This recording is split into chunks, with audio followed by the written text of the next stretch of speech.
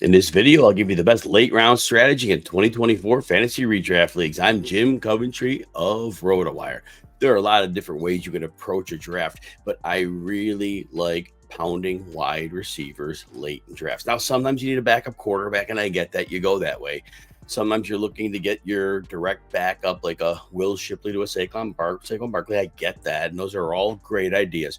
But I do know in many drafts, size of the league certainly depends here. But the receivers you can get late have chance to be very big difference makers for you. So I'll go through some of those. This is my late round strategy. Again, pound wide receiver. Start with Michael Wilson, Arizona Cardinals. Wilson played 13 games last year. He missed his games down the stretch, second half of the season when Kyler Murray came back. But I want to point out, Wilson was very, very good as a rookie. First half of the season, 8 games. He had at least 56 yards in 5 of those games. That was with backup quarterbacks, Clayton Tune, Joshua Dobbs, and yet Wilson was very productive. Now, after week 8, injury, plays 1 game between weeks 9 through 14. First 2 games back, it was clear he was building his way back because he posted no stats with Kyler Murray. Last 2 games of the season, Wilson was healthy, Murray was dealing, and guess what? Average 5 catches, 65 yards for Michael Wilson. Michael Wilson could play some football. Now, Marvin Harrison gets added in the draft. That's a good thing. Marvin Harrison's a proper alpha. He's going to be a target hog, yes. He's going to command a lot of attention. Michael Wilson's a very, very good perimeter receiver. And Kyler Murray is a very good quarterback at breaking the pocket when protection breaks out and going and throwing to the outside. A lot of quarterbacks have to focus the middle of the field, and Murray can do that too. But Murray's very good throwing to the perimeter. So I expect Michael Wilson to have a heavy role because remember, the Arizona defense does not project to be strong at all. So that said, look for Wilson to have a potential breakout season here. And he actually had 565 yards on 58 targets in 13 games. So the breakout isn't have to be all that much better of a season than Wilson actually just had, aside from the injuries. Darnell Mooney's another one, very interesting. He's been horrible the last 2 years. In the last 2 years, good luck. He was a non-factor for fantasy. But the Bears' offense was pretty much a non-factor. And I know DJ Moore had 1,300 yards. The Bears were smart to get him the ball, force him the ball. But Darnell Mooney, it just was bad quarterback play. Justin Fields is Justin Fields, and Tyson Bagent played a number of games. But I still want you to know, even though Mooney had 140 targets in 2021, he had 1,055 yards, and he was the lead receiver on that team. They really had nobody else. Mooney was drawing actual coverage because teams treated him as the number one, and he was productive.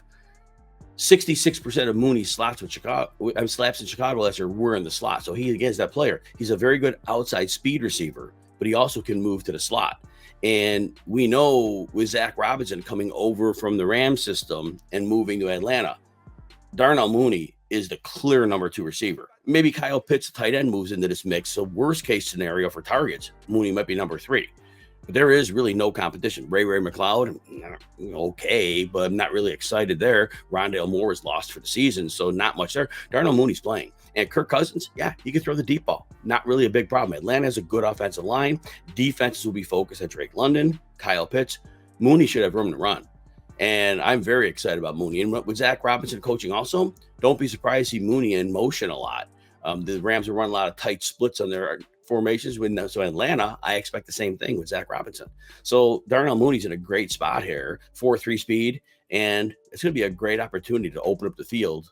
Will it be an every week thing? No, but I think the season numbers are going to be really nice. There'll be a number of solid weeks, and I think flexing Mooney is going to be a great opportunity in leagues that start 3 receivers, and he might even have some wide receiver 3 appeal if the defense doesn't really get it together. They might be a little better. They brought in Matt Judon. I still think flex is the minimum. Wan'dale Robinson's next. Late in drafts, Wan'dale Robinson is a great pick. You're like, what? He was terrible last year. Yeah, he kind of was, but remember, ACL injury in 2022. Last year, through the week 13 bye, he was terrible. He only hit 40 yards one time. Well, after the bye, though, it seemed like he cleared from that ACL. At least he finally worked his way through, and he looked like the old Wan'dale Robinson. Not that he's been around forever, but that said, 55 or more yards in 3 of his last 4 games. Now, he plays the slot a lot. 66% of his targets were there. He can play outside, too. And in this offense, realistically, there are 2 receiver sets. I can't see them keeping Wan'dale Robinson off the field. The team invested a high draft pick in him. He's a very good player at getting open quickly. And also, when you line up a player on the outside, doesn't mean you can't move him in a little bit and play him a little closer, to where the slot would be anyway. All that said, I know Daniel Jones not a good quarterback. I don't know how long he lasts or if he doesn't do well, but here's the thing.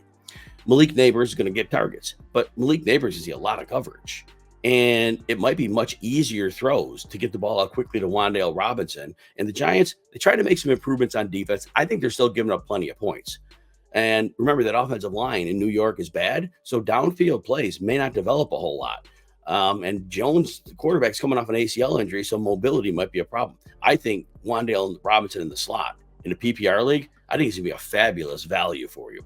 If you enjoy videos like this, please consider hitting the like button and subscribe to the Rotowire Fantasy Football channel on YouTube. Also, you can check out all of our fantasy football content and rankings by getting a free 2-day trial with no credit card needed. You just head on over to rotowire.com/Jim.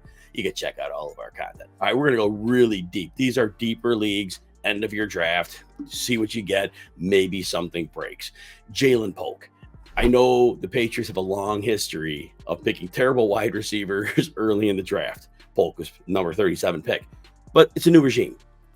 Maybe they picked a better guy, right? Well, Jalen Polk played for Texas Tech and Washington.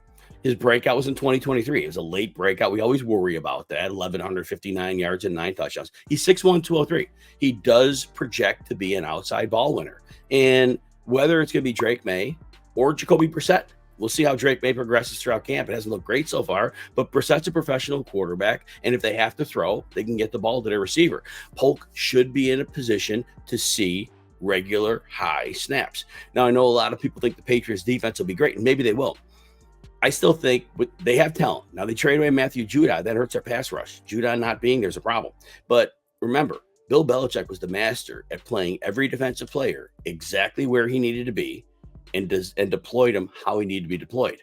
Look, no shade on Gerard Mayo who's taking over, but nobody's Bill Belichick. And nobody moves around their defensive players and optimize them like Belichick. And that's been going on for decades. So that defense, maybe it's talented. Maybe it was really Belichick getting the most out of them. I'm in the second camp there thinking this is going to be an average defense. They're going to give up points. They're going to have to throw. Jalen Polk has an opportunity. You're using a late dart throw on him. But if he pans out, you'll love it. Now, last one. This is a real deep dive. And look, in 3 weeks, you could cut him if it doesn't work. I mention him every year. DJ Chark. DJ Chark's talented, all right? 525 yards and 5 touchdowns, 66 targets last year with the Carolina Panthers, who had no downfield passing attack. DJ Chark can't play. He misses time. A 23 missed game in the past 3 seasons, but last year, he only missed 2. That's a good sign. Of course, he wasn't used as much. Now, with the Chargers, I know we believe that this team wants to run the ball, run all day, and not pass. Greg Roman's the offensive coordinator. Jim Harbaugh's the head coach. But I'm telling you, this is a bottom 5 defense the last couple of years. They're not going to be better this year. They're going to give up a lot of points. I don't think they have the luxury to run the ball. Quentin Johnston, they want to make something out of him, but we saw it last year. It's really not a factor. Joshua Palmer, good receiver, and we'll see McConkey. We're excited about him, but they're going to have 3 receiver sets more than I think we think. With their trailing, it's going to happen. And DJ Chark is a good football player.